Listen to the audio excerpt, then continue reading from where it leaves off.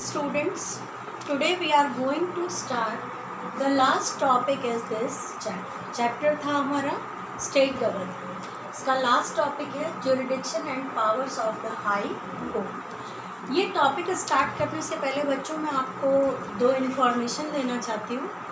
एक तो मोहित सेन जो स्टूडेंट हैं उन्होंने मुझसे क्वेश्चन पूछा था कि मैम हमारी बुक में तो हाई कोर्ट के अंदर जो आर्टिकल दिया हुआ है, सेक्शन जो दिया हुआ है वो 215 दिया हुआ है। तो बेटा आपके पास कौन सी बुक है मुझे मालूम नहीं है, लेकिन आप अगर 215 दिया हुआ है तो उसे करेक्ट कर लें। 215 नहीं है। अब आपकी क्लासेस लगने वाली हैं, जो भी आपको प्रॉब्लम होगी उसको आप अंडरलाइन करके रखें। डाउट क्लास ऑनलाइन होती है और वैसे 10th और 12th की क्लासेस भी होने वाली हैं, तो उनको हम उसमें डिस्कस कर लेंगे। और अगर फिर भी कोई बहुत ज़्यादा प्रॉब्लम है तो जैसे मोहित ने पूछा वैसे आप पूछ सकते हैं, तो आपको उसका सॉल्यूशन समझा दिया जाएगा। वो हाई कोर्ट के अंदर जो मैं बात कर रही थी आपसे बच्चों, आपकी जो स्टेट गवर्नमेंट की बुक है उसके अंदर आप देखेंगे, चाहे इंग्लिश मीडियम की बुक में देखें या हिंदी मीडियम में, उससे भी मैच कर सकते हैं। आप नेट पे भी देख सकते हैं। जो हाई कोर्ट के बारे में एक लाइन मेंशन की गई है, लाइन दी हुई है कि हर स्टेट के लिए एक कोर्ट बनाया जाएगा।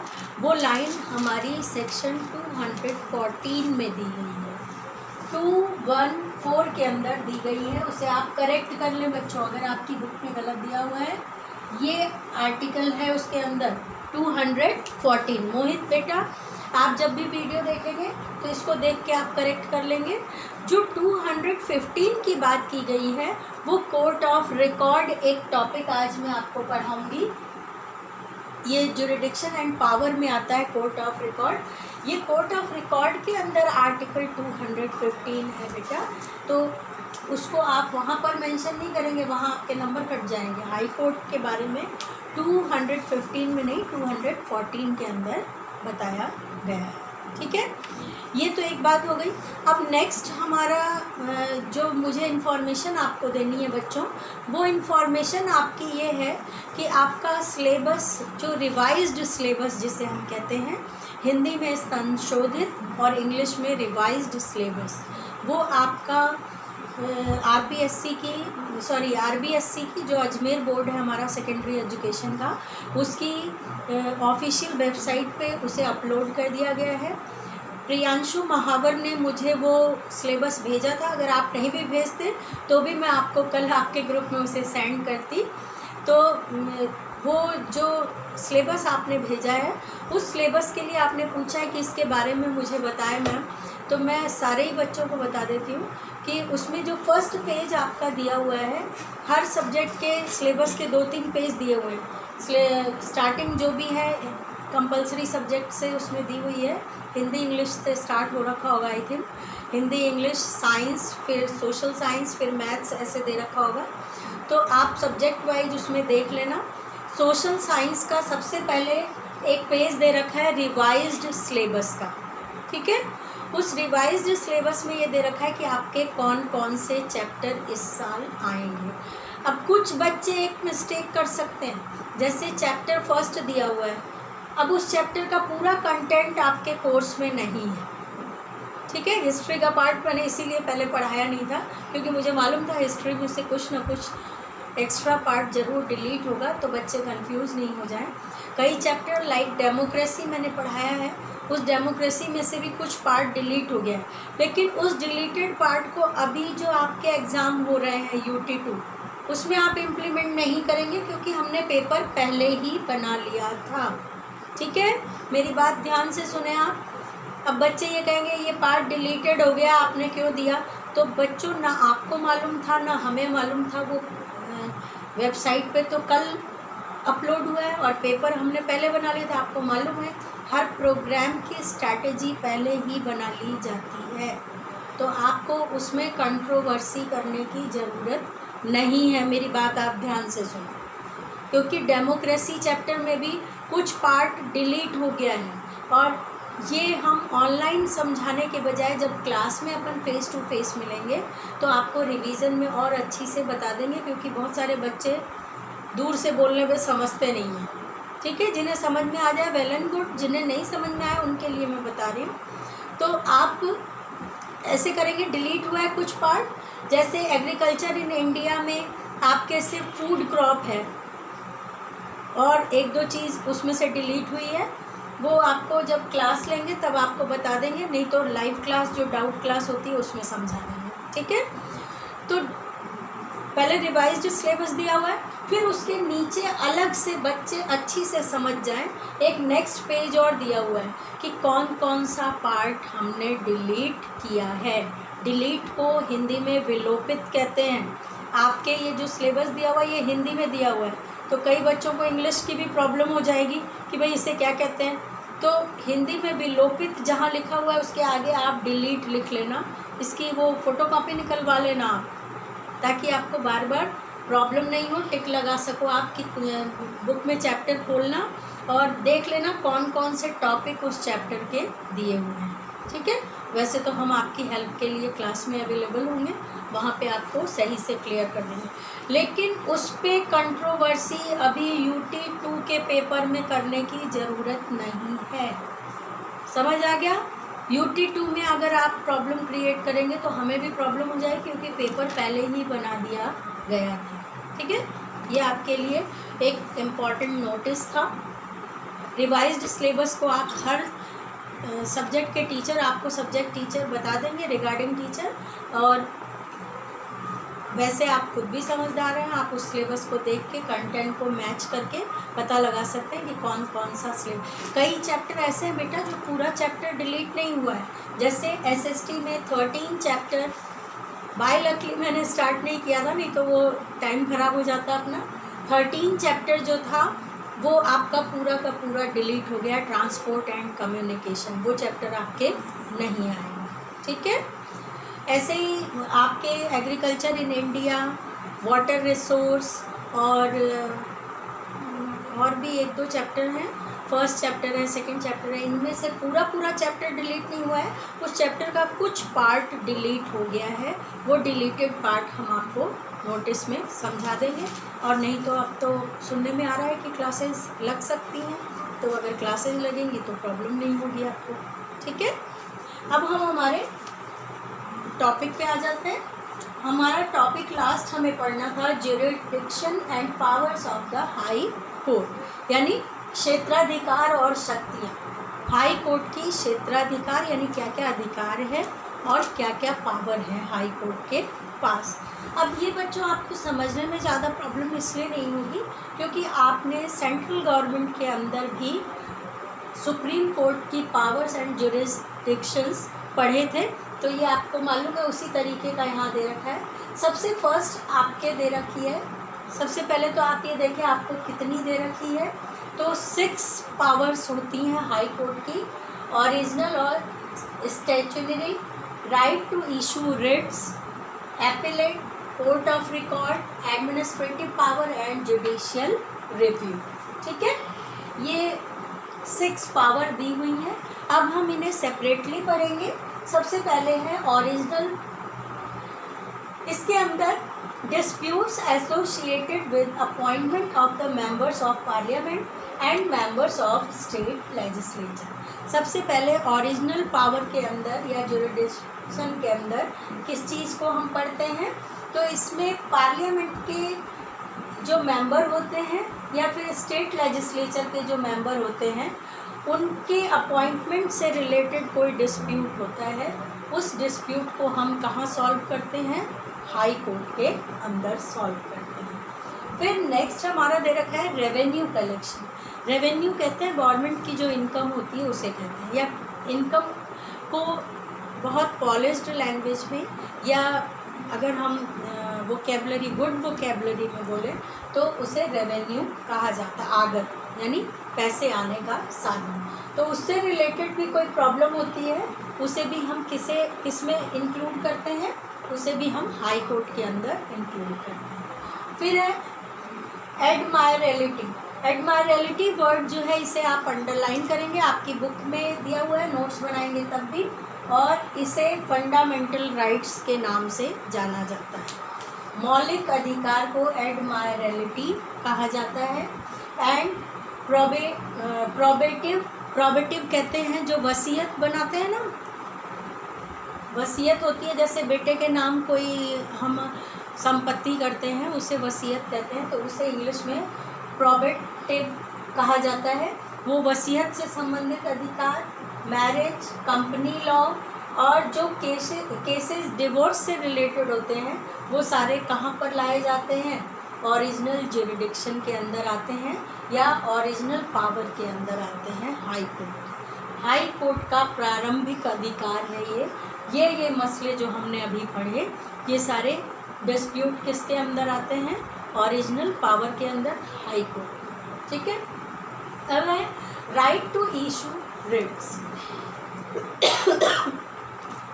इसके अंदर बच्चों जो रिट्स होती है उसे हिंदी में याचिका कहते हैं। और जैसे अभी आपने खूब अखबारों में न्यूज़पेपर में देखा था, फीस से रिलेटेड जो थी पेरेंट्स की रिट अलग थी और जो स्कूल वालों की रिट थी वो अलग थी। रिट का मतलब होता है याचिका, किसी चीज़ के लिए अपनी एप्लीकेशन देना। तो रिट्स जारी करने का अधिकार जो होता है वो किसका होता है? वो होता है हाई कोर्ट का। और ये उन्हें किस सेक्शन के अंदर दिया गया है? सेक्शन 226 के अंदर दिया हुआ है। ठीक है।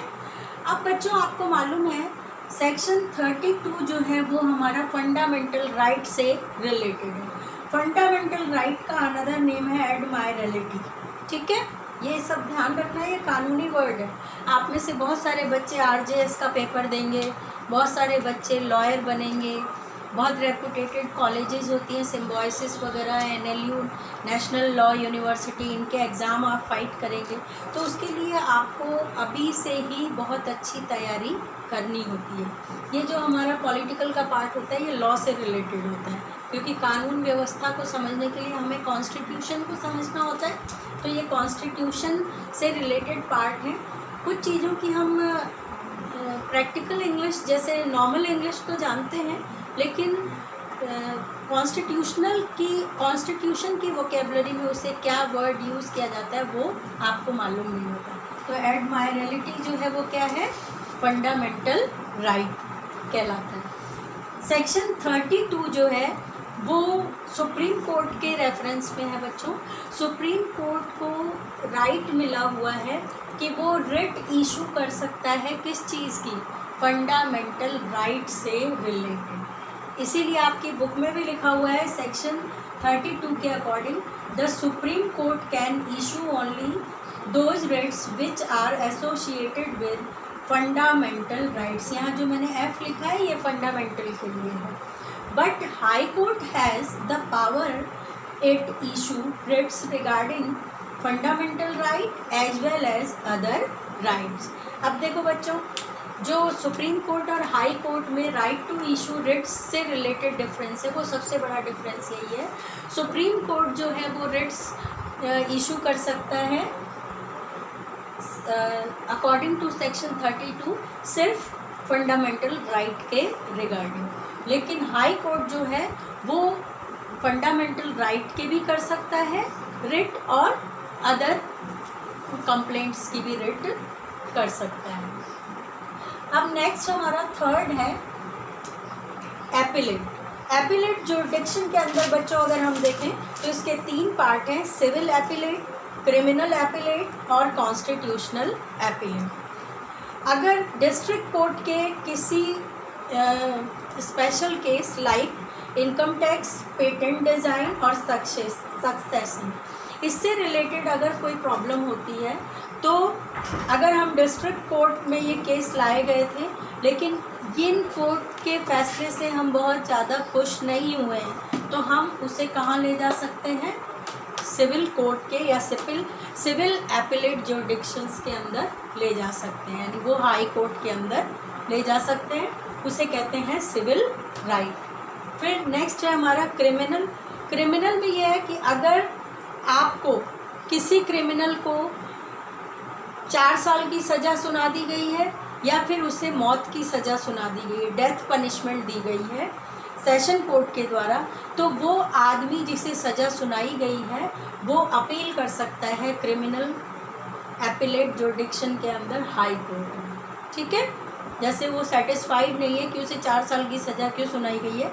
अभी रिसेंट एक केस हुआ था रिया चक्रवर्ती का, आपने देखा। ठीक है, रिया चक्रवर्ती को सज़ा सुनाई गई थी, तो रिया चक्रवर्ती ने क्या किया, क्रिमिनल एपिलेट जुरिडिक्शन के अंदर जाकर अपने लिए वापस से याचिका दायर की, यानी अपने लिए वापस से उसने न्याय मांगने की कोशिश करी कि मैं इसकी अपराधी नहीं हूँ। तो वो किस में जा सकती है, जैसे किसी को 4 साल की सज़ा सुनाई, अब ये तो मैं एक नॉर्मल एग्जांपल दी हूँ, ये अप्रोप्रिएट नहीं हूँ। जैसे 4 साल की, कितनी साल की सुनाई गई थी ये मुझे याद नहीं है, लेकिन 4 साल उसका टाइम पीरियड है कि अगर 4 साल की सुनाई गई है तो वो क्रिमिनल के थ्रू हाई कोर्ट में जा सकता है, क्रिमिनल एपिलेट जुरिडिक्शन के थ्रू। ठीक है, या फिर किसी को मौत की सज़ा सुना दी गई है सेशन कोर्ट में, ये भी ध्यान रखना है आपको कौन से कोर्ट में सुनाई गई है, तो उसके थ्रू। फिर नेक्स्ट है कॉन्स्टिट्यूशनल एपिलेट। अगर किसी क्वेश्चन पे कॉन्स्टिट्यूशन के किसी क्वेश्चन पे कोई प्रॉब्लम क्रिएट हो जाती है, तो संविधान से संबंधित जितनी भी बातें उस पर अगर कोई भी कंट्रोवर्सी क्रिएट होती है तो उसको न्याय देने का काम या फिर उसे जुडिशियली सॉल्व करने का काम किसका होता है, हाई कोर्ट का होता है। और किसके अंदर करते हैं हम, कॉन्स्टिट्यूशनल एपिलेट जुरिडिक्शन के अंदर। ठीक है,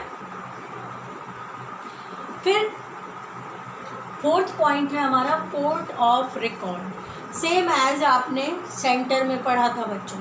और अब मोहित सेन आप बड़े ध्यान से सुने, जो 215 है वो कोर्ट ऑफ रिकॉर्ड के लिए है कि हाई कोर्ट के अंदर आर्टिकल 215 के अंदर कोर्ट ऑफ रिकॉर्ड बनाया गया। जैसे बच्चों कई केस बहुत कॉम्प्लिकेटेड होते हैं, उनमें बहुत ज़्यादा हमें इन्वेस्टिगेशन करने की ज़रूरत होती है, तो उस पर पैसा भी बहुत खर्च होता है, वो टाइम कंज्यूमिंग भी होता है और कॉम्प्लिकेटेड भी होता है। तो ऐसे में क्या किया जाता है कि जो बड़े बड़े केसेज होते हैं उनको सॉल्व किया गया। जैसे मान लो कसाब का केस था, उसको सॉल्व करने में बहुत टाइम लगा, तो उस टाइम में और बहुत सारे मतलब एफर्ट्स लगाने पड़े। सेम वैसा ही कोई केस दोबारा आता है तो गवर्नमेंट क्या करती है, या कोर्ट, सॉरी गवर्नमेंट नहीं, जुडिशियरी हमारी क्या करती है कि सेम वही प्रोसीजर इम्प्लीमेंट कर लेती है। उसे फाइलों में रिकॉर्ड में रखा गया है कसाब का केस, वैसा ही कोई आतंकवादी दोबारा आता है या वैसा ही आतंकवाद का कोई केस होता है, तो जैसे जैसे स्टेप हमने कसाब पे लागू किए थे वैसे वैसे स्टेप या फिर सॉल्विंग प्रोसीजर जो है वो हम दूसरे केस पे लागू कर लेते हैं, जिससे हमारा टाइम बच जाए, इन्वेस्टिगेशन में ज़्यादा एफर्ट्स नहीं लगाने पड़े, और इसीलिए उन रिकॉर्ड्स को हम कोर्ट ऑफ रिकॉर्ड के नाम से जानते हैं। हिंदी में इन्हें न्यायिक अभिलेख कहते हैं। ठीक है, समझ आ गया। देखो अब लाइन पढ़ के बता देती हूँ मैं। Every high court is a court of record and it has the power to punish the offenders. मतलब जैसे वैसे ही कसाब जैसा कोई केस आया है तो कसाब के केस को रीड करके वही प्रोसीजर दूसरे पे इम्प्लीमेंट कर दिया जाएगा और ऑफेंडर को सज़ा सुनाई जा सकती है। ठीक है, फिर नेक्स्ट पावर है एडमिनिस्ट्रेटिव पावर। देखो बच्चों, हाई कोर्ट के पास ये राइट होता है कि वो नीचे के कोर्ट की व्यवस्था सही लागू करने के लिए उनको एग्जामिन कर सकता है। आपकी बुक में दे रखा है, हाई कोर्ट जो होता है call for decisions made by subordinate court. Subordinate का मतलब होता है नीचे, जैसे मैं किसी पोस्ट पे हूँ, मेरे सबऑर्डिनेट मेरे से नीची पोस्ट वाले कहलाएंगे। तो हाई कोर्ट से नीचे जो कोर्ट होते हैं, डिस्ट्रिक्ट कोर्ट, सेशन कोर्ट, वो उन सब कोर्ट के लिए वो क्या कर सकता है, उनके डिसीजन को कॉल कर सकता है, इवैल्यूएट कर सकता है और एग्जामिन कर सकता है। फिर नेक्स्ट है, हाई कोर्ट की ये ड्यूटी होती है कि वो सबऑर्डिनेट कोर्ट जो होते हैं violate its limit and working as per provision laid down by law, कि वो ध्यान रखे कि वो जो सबॉर्डिनेट कोर्ट हैं, जो नीचे के कोर्ट हैं, वो सही तरीके से कानून व्यवस्था के अकॉर्डिंग वर्क करें। अगर वो नहीं कर रहे हैं तो ये सारी रिस्पॉन्सिबिलिटी किसकी होती है? हाई कोर्ट की होती है। सुप्रीम कोर्ट के सामने हाई कोर्ट को जवाब देना पड़ेगा। It can remove a case from one court and transfer it to another court for consideration and verdict. अब देखो बच्चों, हाई कोर्ट के पास ये राइट है कि वो नीचे वाले कोर्ट में अगर देख रहा है कि कोई सेशन कोर्ट होते हैं, डिस्ट्रिक्ट कोर्ट होते हैं, ब्लॉक लेवल पे होते हैं, मतलब इस तरीके से अलग अलग जो कोर्ट होते हैं सबऑर्डिनेट कोर्ट, अगर कोई फैसला मान लो डिस्ट्रिक्ट कोर्ट में आया है तो हाई कोर्ट को ये फील हो रहा है कि ये यहाँ नहीं आना चाहिए था, दूसरे वाले कोर्ट में जाना चाहिए था, तो वो उसे ट्रांसफ़र भी कर सकता है। इसके अलावा ये ट्रांसफ़र क्यों करता है वो? ताकि सही निर्णय लिया जा सके। और एक वर्ड आपकी बुक में दे रखा है वर्डिक्ट। वर्डिक्ट का मतलब होता है ओपिनियन, विचारों को लेने के लिए कि इस कोर्ट में सही विचार नहीं लगे तो दूसरे कोर्ट में विचार को लेने के लिए वो भेज सकते हैं। ठीक है, ये हमारा था एडमिनिस्ट्रेटिव पावर या फिर एडमिनिस्ट्रेटिव जुडिक्शन। अब लास्ट पॉइंट है जुडिशियल रिव्यू, न्यायिक पुनरीक्षण कहते हैं इसे, दोबारा से किसी चीज़ को देखना। हाई कोर्ट जो होता है उसके पास ये पावर होता है कि वो सेंट्रल और स्टेट गवर्नमेंट और साथ में जो उनके एग्जीक्यूटिव्स होते हैं वो सही तरीके से काम कर रहे हैं या नहीं, उनको भी वो देख सकता है। ठीक है, यानी वो रिव्यू कर सकता है कि उनके कामों का या लॉ प्रोसीजर वगैरह सही से वर्क हो रहा है या नहीं, उसे वो देख सकता है। तो इस तरीके से एक इम्पॉर्टेंट बात हमारे सामने कंप्लीट चैप्टर होने के बाद निकल के आई कि स्टेट के अंदर legislature, executive and state judiciary जो होती है उसको कलेक्टिवली हम किस नाम से जानते हैं? गवर्नमेंट के नाम से जानते हैं।